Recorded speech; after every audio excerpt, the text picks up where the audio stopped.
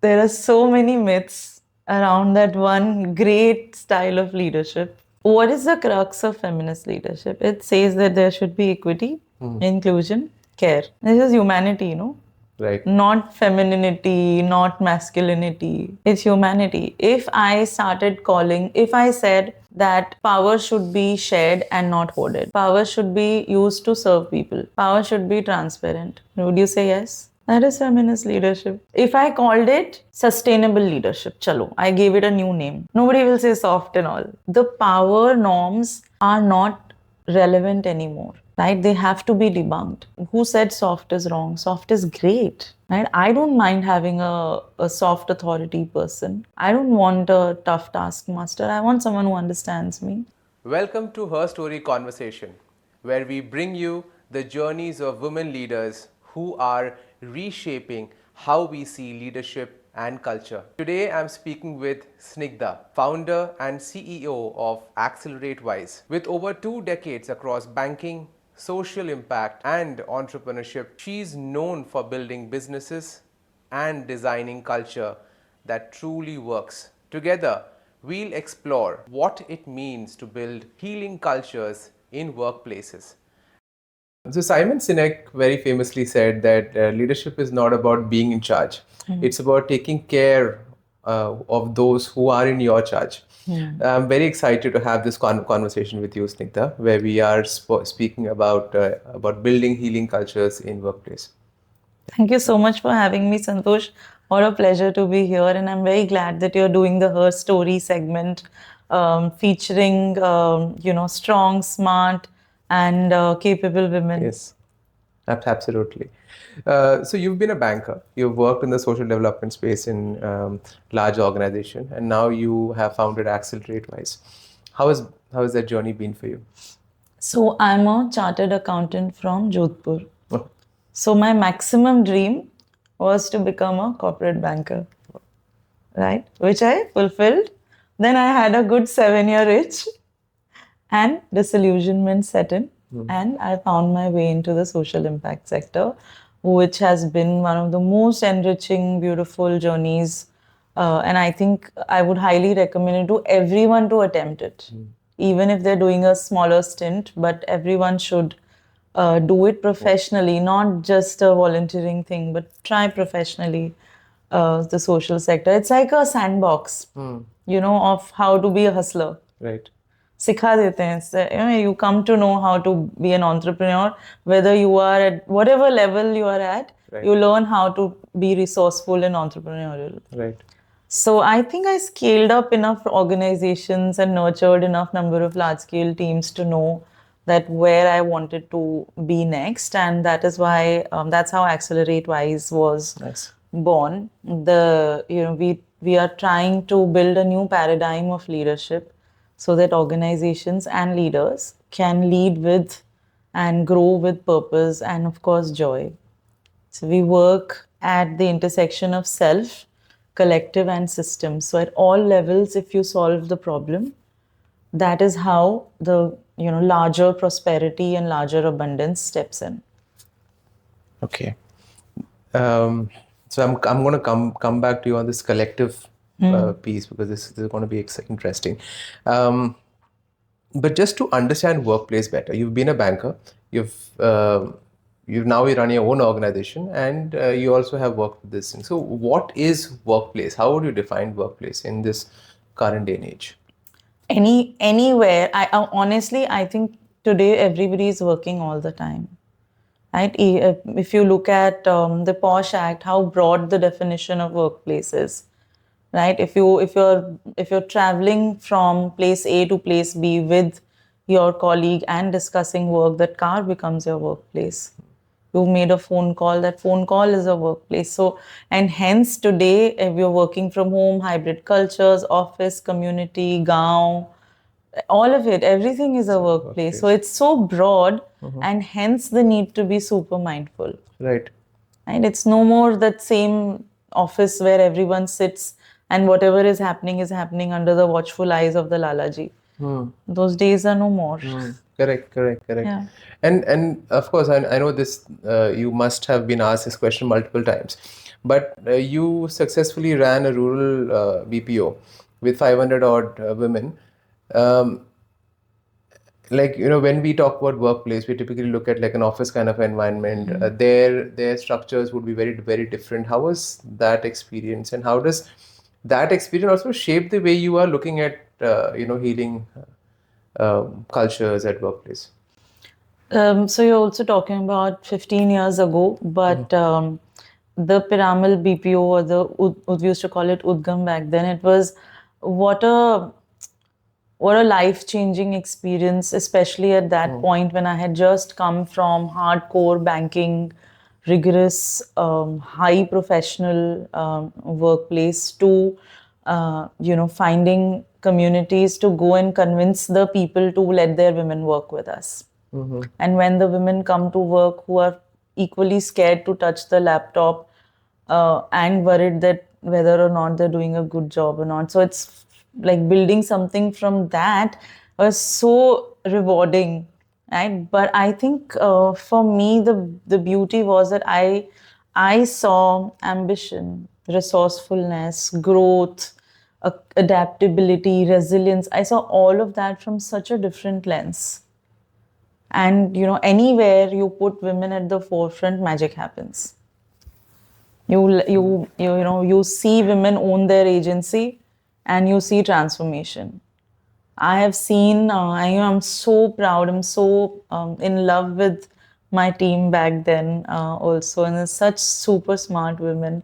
They actually ended up presenting to Abdul Kalam. They presented to the governor, to the highest echelons in the military. They have done so much from that little village where they were scared to touch a computer. To that, like what a journey it was.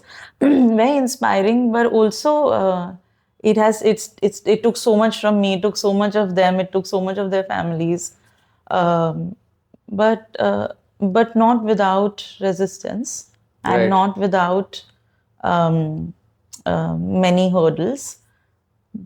So yeah, building that culture actually started the journey of me working with women, working with teams of that size, because at a given point of time we would have 100, women even in such a tiny place with technology.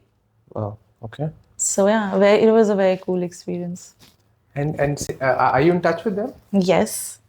Yes, a few of them I'm very much in touch with. From somebody I know, her daughter became a doctor. Somebody else, her daughter is now doing her graduation. Somebody yesterday sent me a video of their daughter being kind of a YouTuber. Wow. Yeah, it's amazing that how they have completely embraced and owned it. That's all we require. So that's how I always say that a workplace, any person who's going to work should be able to feel three things. They should feel security, they should feel pride, and they should feel joy. Right. Whether you're a founder, whether you're at whatever level, these are the three things you should feel. And a workplace should be that. Then it makes you enable that feeling. That's it. Right. It's easier said than done. Yeah, it is. It is. And but at least we can take the effort to move in that direction. Yeah. What are the Yes. primary needs. I just want to ask one question more about the village that you were talking about. You said it was 15 years that you set that up. And now these kids, their children are doing successful and meaningful jobs, or aspiring to do that. Would it have happened if this venture would not have been established, or what change did this bring about? Just want to. It's very interesting. So the other lesser known fact is that I am from the village next to that. So my entire extended family continues to live there. So I have grown up there. All my summer winter holidays were spent over there. So I know the region very well. I know my mother and my aunts. Everyone was in a whale. I have seen growing up, it was normalized for me. My family women in a veil not talking to the men in the family was normal. So would it have changed on its own? For sure. Would it have taken longer? Perhaps. But I truly believe that if it was not us, if it was not the Piramals, somebody else would have done it. But you cannot hold back change. But it was coming, and it has to be. The world is moving towards a significant change, but it would have taken longer. Someone else might have done it. I'm just very fortunate that the divine let me be a conduit to some part of it. You've been accelerating 15 years ago as well and accelerating now. You spoke about security, pride, and joy. Okay, so I've myself worked in with the banks, and there somewhere you take your salary for granted, right? You want to get continuously paid more. You want to continuously get inflation adjusted. You want to continuously get promotion. Hence, maybe I don't know whether it satisfied the pride or joy factor, but a change that you want, and the money is taken for granted. And now and then, when I left and I started my own business, the whole lens changed, correct? So then I am responsible for my own cash flow. And now if I have to hire somebody, I'm also thinking about what is the value, how much should I pay. So I know it sounds correct, but in India, where entrepreneurs are struggling to get their monies, right? They raise an invoice, they don't get paid on time. Yeah. They have to pay all the taxes to the government on time. So they may have to pay their salaries on time. They end up taking loans from the bank, and then they have to pay the interest to the bank. All of this falls under the expectation of security. While I'm not taking away anything from building a healing culture and building that culture where people are embraced and the purpose driven, all of that, but how does it happen realistically when you go and talk to somebody, some leader? How can your mission and reality come together? See, as I said, that this is self, a collective, and a system. Right? Everything sits within the self. That's Right. my truest belief. And if you know yourself, if you start knowing what are my strengths and am I playing hard on them, what are my weaknesses, am I outsourcing them, what are the things, what is my circadian rhythm, am I forcing myself to work from 8 a.m. to 5 p.m. whereas actually I'm most alive at 6 p.m. What stops me from working at 6 p.m. Yeah. If I'm a founder, or pushing myself to burnout because I think I will only do everything, because delegation is such a difficult thing to do, because I know the best and I can do it, so why should I get someone else to do it? And sometimes it's not even about the cost. Sometimes it's like I don't have the bandwidth to train someone. Right. So a lot of people that I work with, a lot of leaders that I work with, do have this conversation with me that how do I expand my bandwidth? So once you have aligned yourself to the right, first your value system, your energy management, knowing yourself how you best function, then you can start going to the collective. Right. And then you can fix a system. So yeah, it is. I agree. You're right. It's again easier said than done, but I truly think that the only way a systemic change will happen is when we start at all levels simultaneously. But what is a system? Isn't a system something that works together and is supposed to support Each other. That is what a system. So when you talk to leaders, what is system? Yeah. I mean, so you said you are from Jodhpur, Yes. correct? So is it fair to assume you're a Marwadi? Depends on what is your definition of Okay. Marwari. So okay, so I am from that region, you're yes. from you're from that region, but and people from that region are known to work collectively very well in the sense, especially in the form of business. Yes. My theory, of course, on that is I think all of this stems from a fact of resources. That's my theory. Yeah. Because of the water scarcity, the people are used to working together, right? Right. That is, and that kind of continues. Yeah. So wherever there is excess resources, you see that people tend to kind of Right. mind their own business. Wherever resources are constrained, everybody comes together and approach. So I think that is that. So you have a system that works. There is somebody backing you or somebody supporting you. You have a you may it can be a financial system, it can be a sales outreach system, but for so many people that thing doesn't really exist. So how do we build that system of support? So for you're very very right that I could call an HR a system. I could call operations a system. I could call the organization as a system. I can call that industry as a system, and I can call geographies. So many things could be defined as a system. But if you break it up, what does it comprise of? Right? It comprises of something that binds it together, which is either a policy, a process, or a collective goal. The second ingredient is the people who are working towards that common goal through that policies and processes. And the third thing is that invisible thing that gets everyone to do it collectively. Right? Whether it's an online system or whether it's an organization as a system.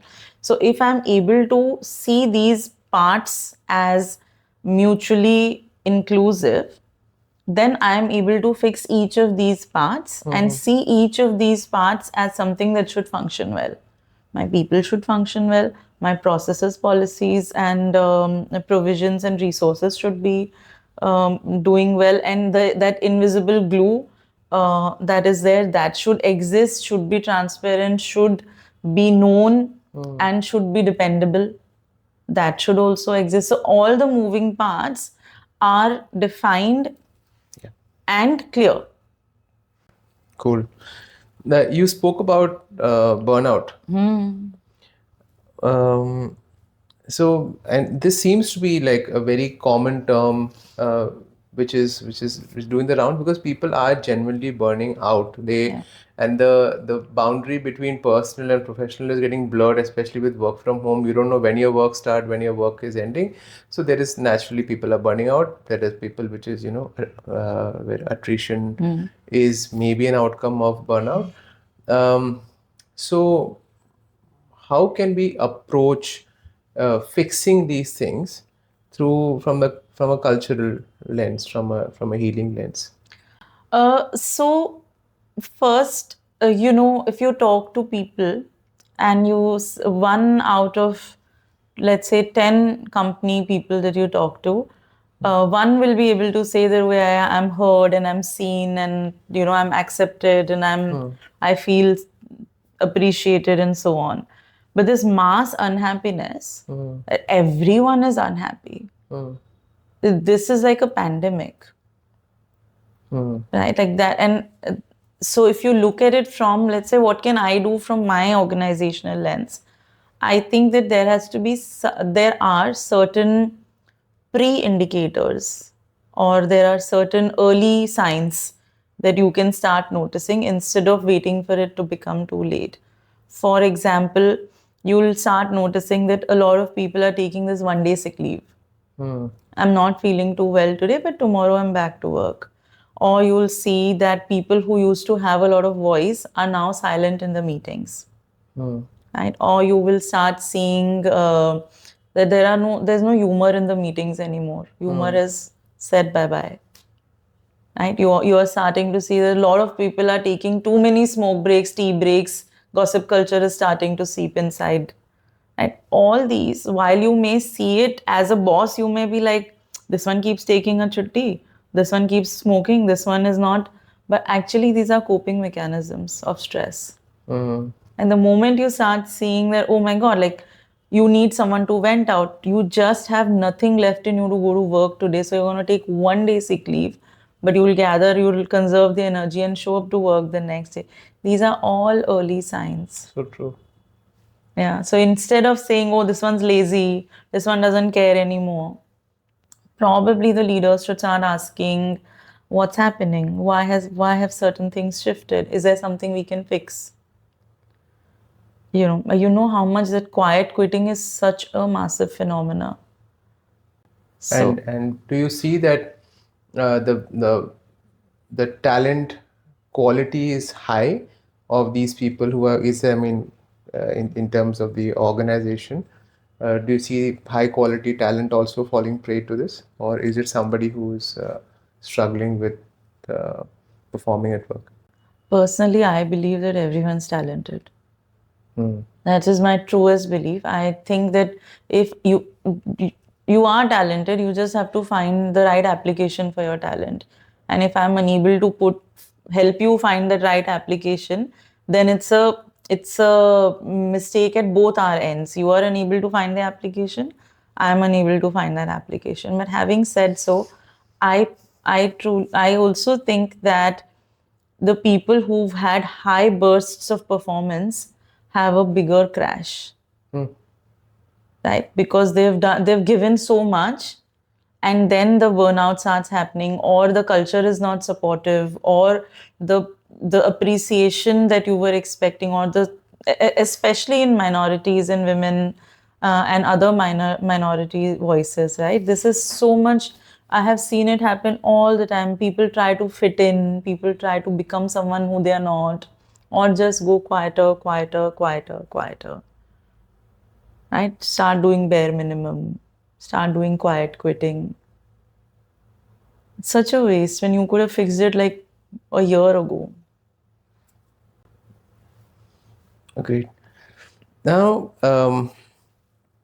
when I'm talking about leadership, now we see that many of us work for an individual also. We might find an individual's energy very high, while all of us want to should be aligned to the organization's purpose and then move towards the organization. It is actually in a way a symbiotic relationship that probably exists.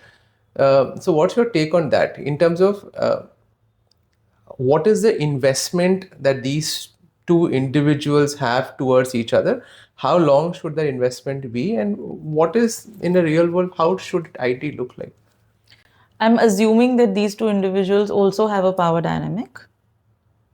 Yes, Possible. most likely. Then again, we come to what are the outdated power structure and norms that exist, how they're clearly not serving either of these people, and how something needs to like just break and change and come to something else, so that it starts becoming a win-win for both of these people. Having said so, this alignment of energies is a very crucial one, especially in tinier teams, where even if you don't have a boss subordinate relationship, even if you're colleagues, the energy alignment, and that is it comes from knowing myself better. If I know that this is as much as I can do, and this is the time I can do my best, and this is the process which helps me bring my A game, I'm able to communicate it to you, right? And if, God willing, if you also know yourself best, then we can align our energies. If you don't, but at least I have said that, listen, I work best when I wake up in the morning. 8 to 11 is my peak productive time. So if possible, let me send out everything to you in that. And whenever is your peak productive time, we will, you can send it to me. Clearly, our energies are not matching from the 10:30 to 2:30 time period. So knowing self is always the first step. Got it. So you also work in the area of women leadership. You work in the area of focusing on feminist leadership. So feminist leadership often is maybe termed as soft. What's your take on that? My take is that there are so many myths around that one great style of leadership. what is the crux of feminist leadership? It says that there should be equity, inclusion, care. This is humanity, Right. not femininity, not masculinity. It's humanity. If I said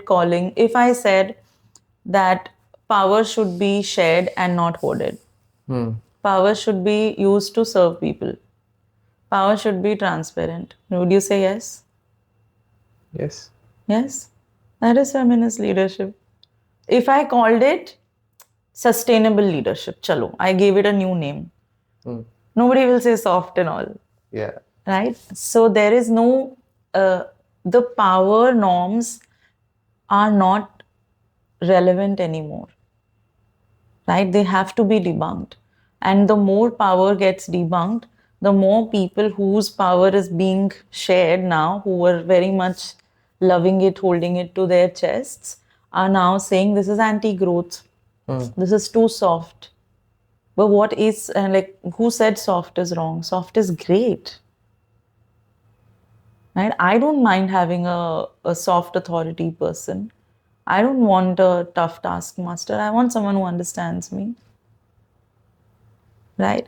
I think that the moment we take away um, the whole old school traditional masculine vocabulary and masculine norms, then what we are left with is just shared an equity and an inclusive style of working together.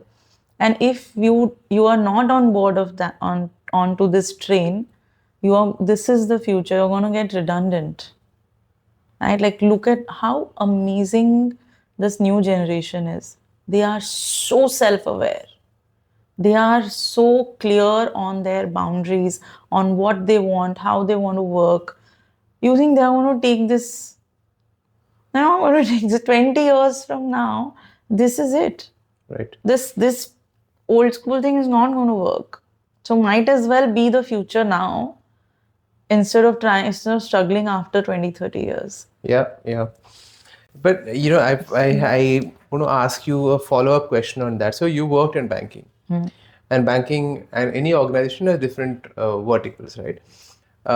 Sales is something that is obviously the toughest in terms Yes. of, because you're expected to get the numbers. So the expectation, the pace may differ from divisions or units to unit. How do you look? I mean, imagine the whole feminist leadership approach in maybe two of these verticals, and how does it practically happen? And maybe take an example of somebody who is managing a team of, say, 20 people who are on the field. I mean, so how does this equity, inclusion, and care practically be used on with the team? Let's take a case. But I'm also saying that is, to me, it's a natural and a commonsensical and most viable thing to do, unless I want every few months to hire new people. That is number one. Number two is, of course, I am that corporate sales banker person. I have learned everything from my years in banking. I'm so deeply grateful to everything that those years taught me. Right? Yeah. But they also burnt me out. Right? They also taught me that if I can't match up, I am not, it's not for me. But that should not be the case. Sales is sales. No, at the end of the day, what is sales? That you have something that is worthy, and you are someone who needs it, and we are able to close it. Yeah. Right? So win-win. Why does it have to be aggressive? And I'm very okay to be, for anyone who can make it aggressive, but why does it have to be only aggressive? Why can't it also be this conversation? This conversation can also lead to a closing. Probably because rational conversations won't. But rational is the word. Yeah, So yeah. even when you say that, take the example of a team of 20 people on the field who are doing, what is the first thing that comes to your mind when you think of a hardcore sales driven organization? That these 20 people are hard driven on their targets, right? And they are doing over and above What they what can do. what can be done, and they're doing it and they are performing, and if they are not, they are reprimanded, and if they are, then they are Rewarded, yeah. rewarded. If you look at it from the lens of, again, humanity, right, that is not fair. Driving people to go beyond working hours, beyond their energies, driving them towards a mental health challenge, driving them towards a burnout, towards physical challenges, all your hypertensions, diabetes, so many things. Like if I start opening my psychologist's Pandora's box, then there's so much to come out, right? It's not viable. In the long run, it is not viable. Your best talent moves and starts their own thing, like both of us have. That of course can also be a personal journey, but what I'm also thinking along with you is that, is it possible that when leaders don't have, I mean, leaders are expected to brainstorm and come with solutions to a problem Right. and help their team achieve that whatever goal that they have. When leaders don't have a practical solution to offer, then maybe they start getting aggressive because they also don't know what the answer is. Yes. I'm just thinking aloud. Could Yes. that be the reason why there is unnecessary aggression in sales teams? First, I think it's appreciated. Okay, agar mera nature is not aggressive, but it is a norm, then I am force fitting myself to be that aggressive person because that is a norm. So let's get that clear, that that is kind of an expectation. If you say, oh, it's a salesperson, you assume that they are aggressive, and not necessarily violent aggressive, but pushy aggressive, right? It's there is no need to be, if your product or your service is good enough, you don't need to have that push. Second, sorry, what was your question? No, I was saying that because probably they don't have a solution, hence Yes. they end up getting aggressive. Yeah. I also think that the second thing is that there's so much pressure on the leader to be a solvist. I don't have the solutions. And that is the beauty of collective, that everyone comes in, everyone has an opportunity to speak, and their ideas to be placed, and a good idea to be, or a working idea to be accepted. But if you don't have a voice, then the only voice I hear is mine, and I have limited. I am a human, so I am limited. So that is what the power structure is getting debunked. That if I hold the power of decisions and ideas and authority to me, I don't hear you out, mine is limited, then I will get frustrated. Yeah. Yeah.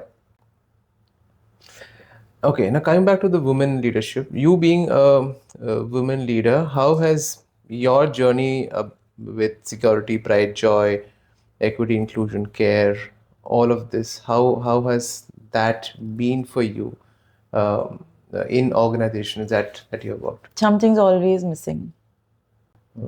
Right? Something is, when you, and it's nothing to do with A person, B person, but something is always missing, and something is always missing because one, we don't know how to ask better, or communicate, or express better. Second, our challenges as women are different challenges. Our challenges have a different nuance to it. So, for example, you may find it difficult to network. I may find it difficult to network. But once we are at a networking event, I have added nuances, right? Which we are both uncomfortable with crowds, which is, but I will have other nuances layered to it, and you may have your own nuances. But as a woman leader, my nuances make me solve things differently. My solutions are not mainstream solutions. So I don't think that they are the norm. मुझे तो aggressive बनना था. But I have a solution. I'm never applying it. Because I don't even think that that is an acceptable solution. If I don't have a solution and I ask people for solution, they continue to give me traditional masculine forms of solutions. Right? Speak up for yourself, be assertive, ask for what you want. You should be able to speak up and stand up and, have that confrontation, have that angry conversation. Now, these are my nature. So what do I say? Leave it. I'm okay where I am. But I actually, either me or other women have solved these things. So I've been mentoring women for many years now, and one of the things that I realized was that there were certain things that were common wherever these women were, whether they were not in India, whether they were in smaller cities, larger cities, MNCs, NGOs. Some challenges were so common, right? And the solutions also were so unique, which is why we've just launched our women's leadership cohort. Such a loving and soulful cohort that it is. It's very simple. You've got 6 skills, 6 stakeholders, and 6 sessions. Okay. And a community that gets formed. And everything is either curated by us or created by us as an IP of our own. All done by women for women. So no, we are not, we're trying to also see that what are the lived experiences that we are going to apply. Not only, and more, so much is left open. Right. That everyone bring their buckets and fill this pool of knowledge. So yeah, it's going to be beautiful. Very excited about it. So what's your mission?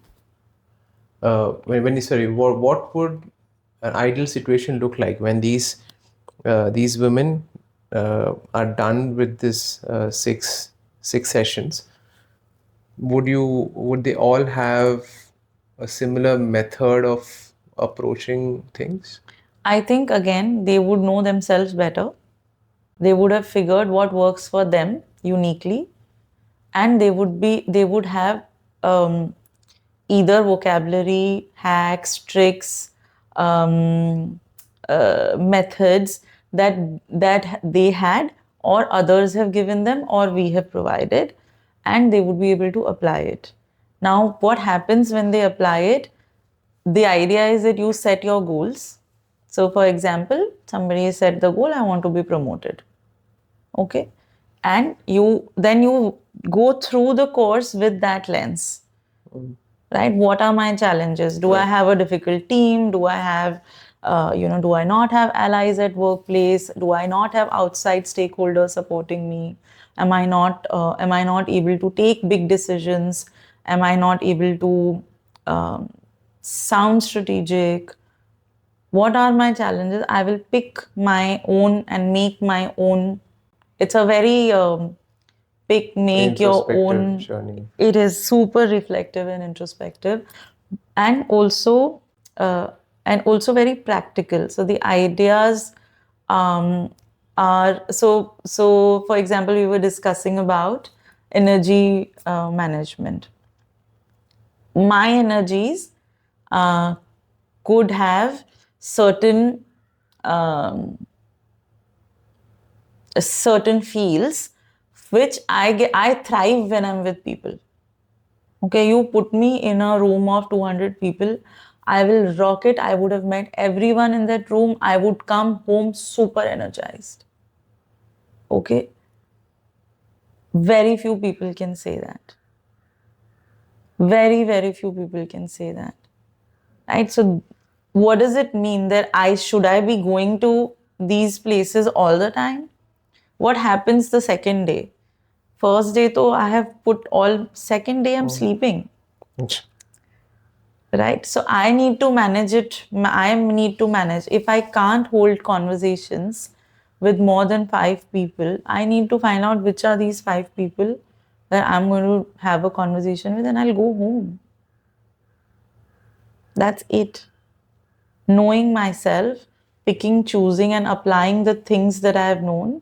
How do I introduce? How do I make an offer? How do I do a follow-up? Everything. Pick, choose, make your Subway sandwich, eat it. Interesting. You want to do the course?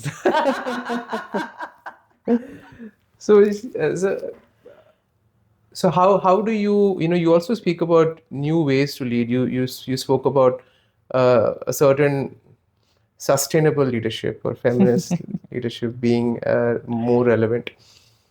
So what are the new ways to lead? One is the Snigdha way.